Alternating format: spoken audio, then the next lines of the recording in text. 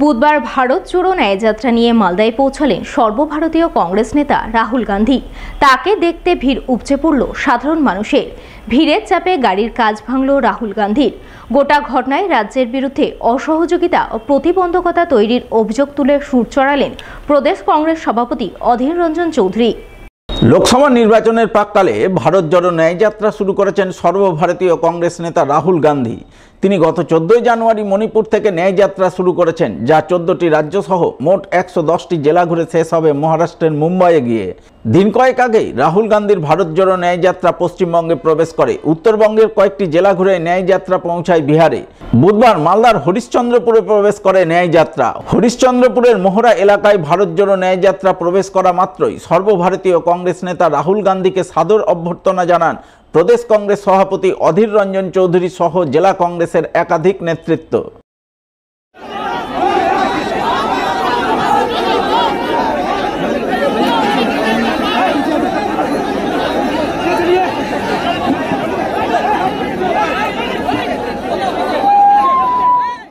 ভারত জোড়ো ন্যায়যাত্রা মালদায় প্রবেশ করে হরিশ্চন্দ্রপুর 2 নম্বর ব্লকের বিভিন্ন পথ ঘুরে ধীরে ধীরে রতু 1 নম্বর ব্লকে প্রবেশ করে। তবে হরিশ্চন্দ্রপুরের দিল্লি দেবাগঞ্জের কাছে অত্যধিক ভিড়ের চাপে রাহুল গান্ধীর গাড়ির কাঁচ ভেঙে যায়। ওই অবস্থাতেই গাড়ি নিয়ে রাহুল গান্ধী ভিড় ঠেলে রতুয়ার দেবীপুর মাঠে পৌঁছান এবং সেখানে দুপুরে লাঞ্চ করেন বলে জানা গেছে।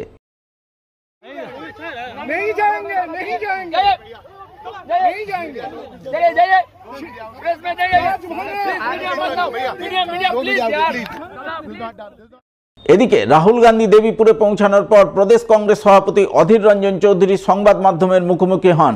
সেখানে তিনি অভিযোগ করে বলেন, রাহুল গান্ধীর ভারত জোড়ো ন্যায়যাত্রা পশ্চিমবঙ্গে প্রবেশ করার পর থেকেই রাজ্য সরকারের বিভিন্ন অসহযোগিতার সম্মুখীন হচ্ছে।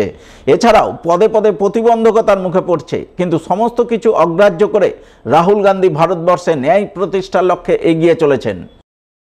সর্বত্র একটা অসহযোগিতার চিহ্ন স্পষ্ট। কুচবিহার থেকে শুরু হয়েছে সর্বত্র অসহযোগিতা। রাহুল গান্ধী ভারত জোড়ো যাত্রা যাতে ব্যর্থ হয় তার জন্য চেষ্টা কোনো ত্রুটি নাই। পদে পদে নানা প্রতিবন্ধকতা। এত বড় একটা জাতীয় নেতা বিহারে বক্তৃতা দিয়ে এলো, পশ্চিমবঙ্গে বক্তৃতা দেওয়ার তার কোনো অধিকার নেই। নানা বাহানায় তার বক্তৃতা দেওয়ার সুযোগ তাকে কেড়ে নিচ্ছে। অথচ এখানকার যিনি মুখ্যমন্ত্রী তার পদযাত্রায় অসুবিধা নেই, তার বক্তৃতায় অসুবিধা নেই, তার কোনো কিছুতে অসুবিধা নেই, সব অসুবিধা রাহুল গান্ধী। এত বড় একটা যে জায়গা, কোনো পুলিশ দেখছেন যে এত হাজার হাজার মানুষ জড়ো হয়েছে, পুলিশ দেখতে পাচ্ছেন কেন? প্রশাসন চাইছে, সরকার চাইছে এমন কিছু হোক যাতে রাহুল গান্ধীর পদযাত্রা নিয়ে একটা বদনাম তৈরি হয়, রাহুল গান্ধীর পদযাত্রা নিয়ে বিরূপ সমালোচনা হয়।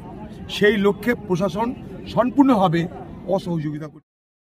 এদিকে দেবীপুরে ন্যায়যাত্রা পৌঁছানোর পর কংগ্রেস নেতৃত্বের পক্ষ থেকে এক সাংবাদিক সম্মেলন আয়োজন করা হয়। সাংবাদিক সম্মেলনে হাজির ছিলেন সর্বভারতীয় কংগ্রেস নেতা জয়রাম রমেশ, কানাইয়া কুমার, জেলা কংগ্রেসের সহসভাপতি ঈশা খান চৌধুরী সহ আরও অনেকেই। সেখানেই কংগ্রেস নেতা জয়রাম রমেশ বলেন, যতই বাধা বিপত্তি আসুক না কেন রাহুল গান্ধীর ভারত জোড়ো ন্যায়যাত্রা থামবে না, ন্যায়যাত্রা চলবেই। এছাড়াও তিনি তার বক্তব্যে ইন্ডিয়া জোটের পক্ষে জোর সওয়াল করেন। মমতা বন্দ্যোপাধ্যায়কে ইন্ডিয়া জোটের অন্যতম শরিক বলেও দাবি করেন তিনি। 5 न्याय के आधार पर ही भारत जोड़ो न्याय यात्रा निकाला गया है। नारी न्याय, युवा न्याय, किसान न्याय, हिस्सेदारी न्याय, श्रमिक न्याय। इंडिया गठबंधन राष्ट्रीय चुनाव के लिए है। लोग अलग अलग भाषा में बोल सकते हैं, पर ममता जी का मकसद और कांग्रेस का मकसद एक ही है। ऋग्वेद को याद दिलाता हूँ, एकम सत विप्रा बहुधा वदंती। एकम सत, एक ही सच है, बीजेपी को हराना है। विप्रा बहुधा वदंती, अलग अलग लोग अलग अलग भाषा में उसको प्रकट करते हैं। इंडिया गठबंधन का मकसद बीजेपी को 2024 के लोकसभा में चुनाव में हराना है। राज्य सरकार में, विधानसभा के चुनाव में क्या होगा अगले साल या 2 साल बाद या 3 साल बाद, वो इंडिया गठबंधन से उससे कोई लेना देना नहीं है। রতুয়া দেবীপুরে রাহুল গান্ধী লাঞ্চ সেরে পুনরায় ভারত জোড়ো ন্যায়যাত্রা শুরু করেন। তিনি রতুয়া 1 নম্বর ও 2 নম্বর ব্লকের বিভিন্ন পথ ঘুরে ইংরেজবাজারের শোভানগরে পৌঁছান। সেখান থেকে মিল্কি, অমৃতি, লক্ষ্মীপুর হয়ে মালদা শহরে প্রবেশ করেন। ফ্লাইওভার ধরে ন্যায়যাত্রা শহরের ফোয়ারা মোড়ে গিয়ে পৌঁছায়। গোটা যাত্রাপথে কংগ্রেসের সর্বভারতীয় নেতা রাহুল গান্ধীকে দেখতে সাধারণ মানুষের ভিড় উপচে পড়ে।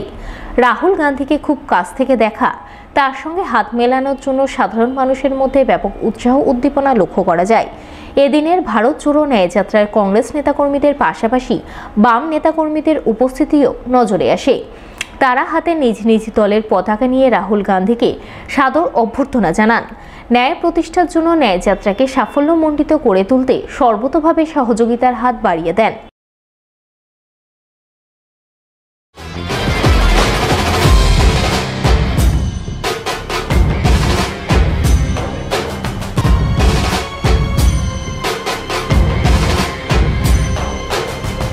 अभिमान लुट गया गरीबों से पूछो, कितने युवाओं का सपना टूटा, युवाओं से पूछो, कितनी नारियां सम्मान को तरस रही, नारी जीवन से पूछो। बंगाल देखिए, ये आज देश में विचारधारा की लड़ाई चल रही है। एक तरफ नफरत और हिंसा की विचारधारा और दूसरी तरफ मोहब्बत, इस साइड हो जाता हूं,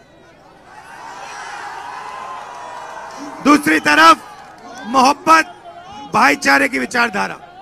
और मैं बंगाल के हर नागरिक से कहना चाहता हूं, आप लोग देश को रास्ता दिखाते हो, आप इंटेलेक्चुअल लोग हो और बंगाल से बड़े बड़े इंटेलेक्चुअल्स आए हैं।